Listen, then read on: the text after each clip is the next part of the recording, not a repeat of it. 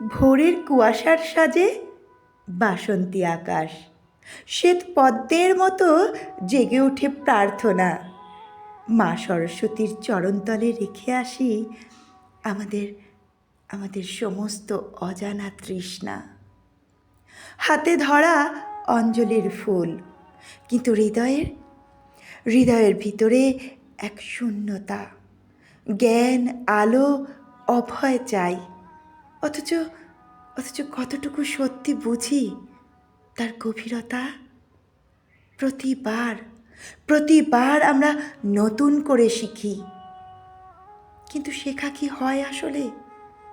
অন্ধকার যতখানি পিছু টানে, ততটাই কি আলো ধরতে পারি হাতে? মা সরস্বতী, তুমি কি কেবল শ্বেত বস্ত্রে মোড়া একটি মূর্তি, একটি উৎসব, নাকি তুমি এক ভাবনা, এক মুক্তি, একটা নতুন জানালা, যেখানে জ্ঞানের বাতাস বইবে? আজকের এই অঞ্জলি কি সত্যি পবিত্র, নাকি মুখস্থ মন্ত্রের ছন্দে আমরা ভুলে যাই? তোমার আলো মানে কেবল বই নয়, তোমার আশীর্বাদ মানে কেবল পরীক্ষার ফল নয়, তোমার স্পর্শ মানে সাহস, অন্ধকারে প্রশ্ন তোলার, সত্যকে খোঁজার।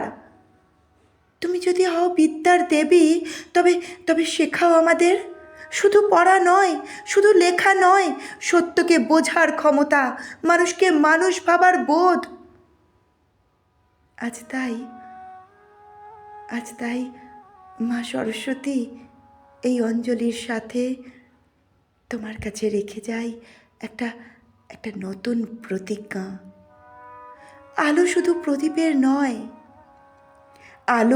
প্রদীপের নয়, আলো চিন্তার, আলো জ্ঞানের, আলো সেই মনুষ্যত্বের যা সমস্ত বিভেদের ঊর্ধ্বে গিয়ে মানুষকে সত্যিকারের মুক্তি দেয়। আজ তোমার চরণতলে এই অঞ্জলির সাথে রেখে যাই এই নতুন প্রতিজ্ঞা। নমস্কার। পাঠ করলাম বিপ্লব সাহার লেখা একটি কবিতা, অঞ্জলি ও আলো। কণ্ঠে আমি পম্পা কুণ্ডু।